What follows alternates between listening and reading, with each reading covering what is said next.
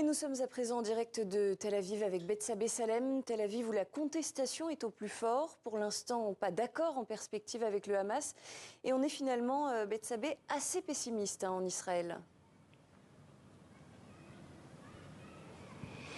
Oui, effectivement, c'est le pessimisme qui règne en Israël. Tout d'abord, selon la presse israélienne, eh bien, le Hamas a revu à la hausse le nombre de prisonniers palestiniens qu'il exige devoir libérer dans la première phase de l'accord, avec une grande partie de prisonniers palestiniens qui auraient du sang sur leurs mains.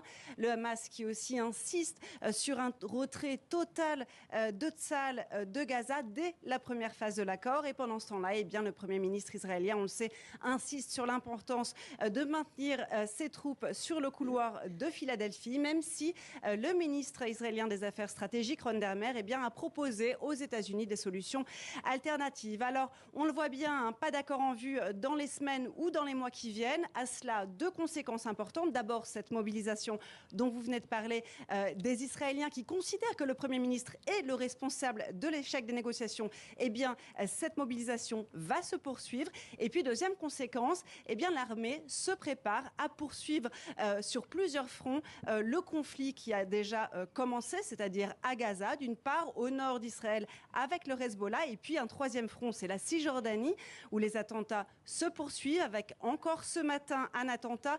Un chauffeur de camion en provenance de Jordanie a tué 3 Israéliens, un attentat qui a été salué par le Hamas, qui le qualifie d'opération héroïque. Merci Bethsabée Salem en direct de Tel Aviv.